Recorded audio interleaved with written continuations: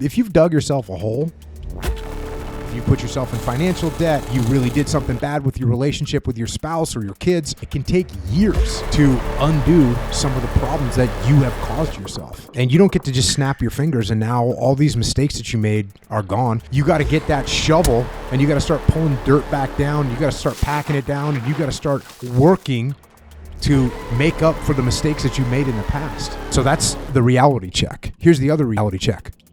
What's your other option? Jocko Willink is a retired U.S. Navy SEAL officer. You started enlisted. You did 20 years as both enlisted and a SEAL officer. You host the top-rated podcast, the Jocko Podcast, co-founder of Echelon Front. As we kick off in the New Year's, what's your outlook on 2025 with all the changes that we're seeing in our country right now on people just moving forward with resilient lives and making these New Year's commitments? Seems like your country's moving in a pretty good direction right now from an individual level, always trying to get stronger, smarter, faster, better, and help other people do the same. From Iraq tonight, we have an exclusive look at what has become the single most dangerous city in that country for U.S. forces. So what was Task Unit Bruiser's mission in Ramadi? Terrorists hold the city of Ramadi in a deadly grip, fueling the insurgency and taking a terrible toll on the several thousand American troops who are trying to hold them at bay. So what we did was, how can we support the Army and the Marine Corps?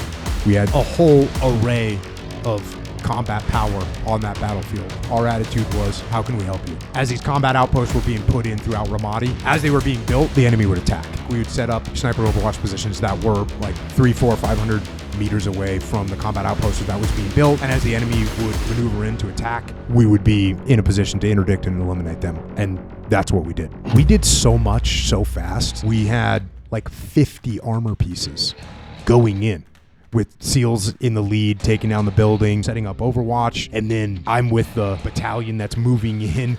Like, it's crazy how much was happening. And then, by the way, that was one side of Ramadi. We had the exact same thing going on the other side of Ramadi the same day with another SEAL element out there taking lead, taking down buildings that are going to be turned over. And we did this type of operation like every 3 to 4 days. In combat, you get these moments of chaos, things you teach in the corporate world of being able to function in chaos, having that calm. You know, a lot of this ties back to what I learned when I was a young SEAL. I'm like a new guy. I'm looking down my weapon, scanning for targets. No one's making any calls. Scanning for targets. No one's making any calls. And finally, I realized no one's going to make any calls. So I take like one step off the skirmish line. Everyone else in the platoon is staring down their weapons, including my platoon chief, including my platoon commander, including my assistant platoon commander, including my LPO.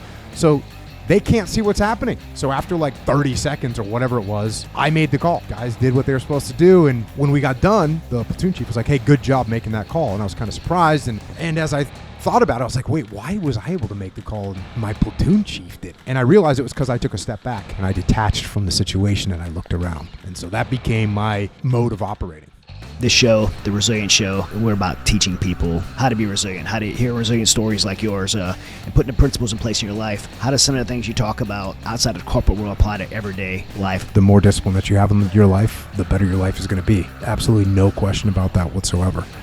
It's real easy to be in cruise control on life, but if you want to get somewhere specific, then you better take control of the wheel.